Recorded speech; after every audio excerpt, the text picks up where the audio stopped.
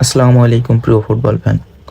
বিশ্বকাপের প্রস্তুতি আর্জেন্টিনা ভালোভাবেই শেষ করেছে। ৩-০ একটা পরিষ্কার ব্যবধানে আইসল্যান্ডের বিপক্ষে জয় এবং ইতিবাচকভাবে এটাকে নিতে হবে। শেষ মুহূর্তে এসে আমরা বরাবরের মতো লিওনেল মেসির ম্যাজিক্যাল মোমেন্ট দেখেছি। তবে এত পজিটিভের মধ্যেও আমি যে জিনিসটা নিয়ে শুরু করতে চাই সেটা আসলে কিছুটা হলেও নেগেটিভ মনে হতে পারে। তবে আমার মনে হয় এই অ্যাডসেন্স করা উচিত। ম্যাচের একেবারে শুরুতে এবং একেবারে শেষের দিকে দুইবার কিন্তু আইসল্যান্ডের প্লেয়ার ডি বক্সে একেবারে ফাঁকা জায়গায় দাঁড়িয়েছিলেন। এখান থেকে অন্য যে কোনো স্ট্রাইকার হলে গোল কনভার্ট করতে পারতেন। অর্থাৎ আইসল্যান্ড একেবারে পরিষ্কার দুটো অপরচুনিটি ম্যাচের শুরুতে এবং ম্যাচ একেবারে শেষের মুহূর্তে এসে পেয়েছিল।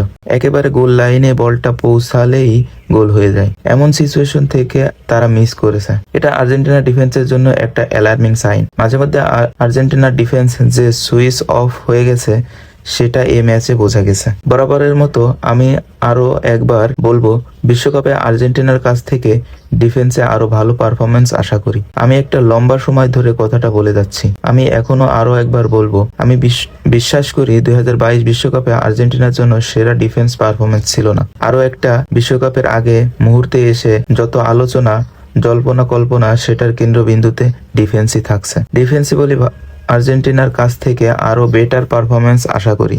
বিশ্বকাপটা ধরে রাখতে হলে, বড় কিছু করতে হলে ডিফেন্স বেটার পারফরমেন্স ছাড়া কোনো কিছুরই বিকল্প নেই। এরপর সবচেয়ে পজিটিভ যে আপডেটটা চলে আসতে চাই সেটা অবশ্যই ভ্যালেন্টিন বার্কো। এর যে দুটো সুযোগ কাজে লাগিয়েছে সেটা। আজকে যে ডি বক্সে দুর্দান্ত একটা গোল করেছেন, শুধুমাত্র সেটা নয়, ওভারঅল ম্যাচের মধ্যে যে প্রেজেন্সটা দেখিয়েছেন ফার্স্ট হাফের প্রায় পুরোটা সময় জুড়ে, যেখানে আর্জেন্টিনার দরকার পড়েছে সেখানেই ভ্যালেন্টিন বার্কো ছিলেন। এই দুটো ম্যাচের পারফরমেন্সে, বিশেষ করে আজকের এই ম্যাচের পারফরমেন্সে বার্কো জাতীয় দলের জায়গাটা বিশ্বকাপের জন্য আরো শক্ত করে নিলেন। এটা নির্দ্বিধায় বলা যায় ডিফেন্স ডি বক্সের বাইরে থেকে কঠিন একটা জায়গায় বল পেয়েছেন, সেখান থেকে শটটা যে অন পোস্টে করেছেন, আর্জেন্টিনা মিডফিল্ডের মধ্যে এই প্রবণতা দেখা যায় না। ডি বক্সের বাইরে এমন অঙ্গলে পেলে সেখান থেকে শট নিতে হবে, যতগুলো চান্স পসিবল সেটা ক্রিয়েট করতে হবে। ভ্যালেন্টিন বার্কোর এই মাইন্ডসেট, বল নিয়ে সবসময় সামনে এগিয়ে যাওয়ার চেষ্টা। শুধু এই গোলটা নয়, ফার্স্ট হাফে নিকো পাজের উদ্দেশ্যে একটা দুর্দান্ত বল ডি বক্সের মধ্যে দিয়েছেন।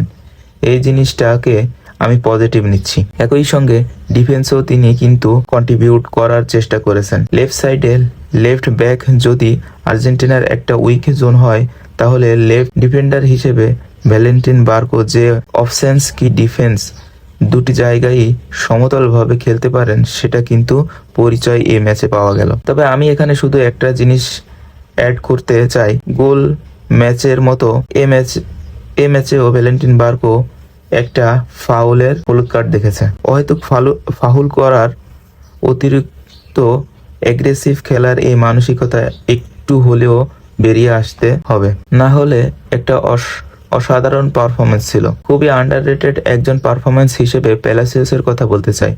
বিশেষ করে এর আগের ম্যাচে তিনি দেখিয়েছেন যে আসলে কতটা ক্লিনিক্যাল পারফরমেন্স তিনি রাখতে পারেন। এই ম্যাচেও সম্ভবত ৭৩টা পাসের মধ্যে ৭১টা অ্যাকুরেট দিয়েছেন। মিডফিল্ডে বক্স টু বক্স প্রোফাইল হিসেবে প্যালাসিওস, যিনি কিনা হয়তোবা ফার্স্ট চয়েস বিবেচনায় থাকবেন না, তিনি গুরুত্বপূর্ণ একজন সদস্য হতে পারেন। এটা চোখ বন্ধ করলে বলা যায় নিকো পাজের পারফরমেন্সটাও খুব ভাইটাল ছিল। ফুললি ফিট নিকো পাজ এখনো নন। তিনি ফুললি ফিট থাকলে আর্জেন্টিনার জন্য ফাইনাল থার্ডে ভার্সেটাইল একটা অপশন। বিশেষ করে লিওনেল মেসির অনুপস্থিতিতে কোনো না কোনো অপশন আছে, এই একটা নির্ভরতার জায়গা তৈরি হবে। আশা করি নিকো পাজ যত বেশি বিশ্বকাপের দিকে এগিয়ে যাবেন, তত বেশি ফিটনেস ফিরে পাবেন। রাইট ব্যাক পজিশনে অগাস্টিন গিয়ে সত্যিকারের অর্থে এখন যে কোনো একটা চিন্তায় আসতে পারেন। যদিও বালেরদের একটা লাইক ফর লাইক প্রোফাইল প্রশ্নে এসে সাম্প্রতিক সময়ে এসে গেছে গিয়েদো রড্রিগেজ কিংবা মেক্সিকো পেরোনে। এরকম পিওর মিডফিল্ডার প্রোফাইলের দিকে স্কালোনি কি ঝুঁকে পড়েছেন? যদি এটা সত্যি হয় তাহলে কারণ এটাই, হয়তো লিওনেল পেরাদেস এখনো ফুললি ফিট নন, হয়তো প্যারাদেসকে স্কালোনি নিতে চান, তবে একই সঙ্গে মিডফিল্ড আরও অপশন রাখতে চান। যেই মুহূর্তে ভিডিওটা পাবলিশ হবে সেই মুহূর্তে স্কোয়াডে যে লাস্ট চেঞ্জ সেটার ব্যাপারে আপনারা হয়তোবা জেনে যাবেন। এটা নিয়ে তাই পরবর্তীতে আলোচনা করব। শেষের দিকে এসে লিওনেল মেসি মাঠে নেমেছে। মাঠে নেমেই তিনি যে পাসটা লাউতারো মার্টিনেজের উদ্দেশ্য দিয়েছেন, সেখান থেকে লাউতারো ডি বক্সে ফাউলের শিকার হয়েছেন। সেই পাসটাই প্রমাণ করে যে আর্জেন্টিনার এই দলটাতে লিওনেল মেসি না খেললে মিসিং পয়েন্টটা কি হয়। মাঠটা ভেজা ছিল। এই সময়টা আসলে ঠিক কিভাবে মারলে, কতটা স্পিডে মারলে বলটা পারফেক্টলি জায়গায় পারফেক্ট প্লেয়ারের কাছে যাবে এবং প্লেয়ারের স্পিড তার রানের সাথে ম্যাচ করবে, এরকম ওয়েটেড পাস দেওয়ার অনেক কঠিন সময় হয়ে যায়। বিশেষ করে এমন কন্ডিশনে যেখানে লিওনেল মেসি ডিফেন্স সেদি যে পাসটা দিলেন সেটা একেবারেই vintage clinical Lionel Messi moment. অল্প কয়েক মিনিটের পারফরমেন্সে লিওনেল মেসি পার্থক্য টেনে দিয়েছেন। ফাইনাল থার্ডে এটাই একটা মিসিং ফ্যাক্ট ছিল। জিওভানি লো সেলসো দুটো ম্যাচের সুযোগ ভালোভাবে কাজে লাগিয়েছেন এবং কেন তাকে দরকার সেটা অনেকটুকু নিশ্চিত করে বলে আমি মনে করি।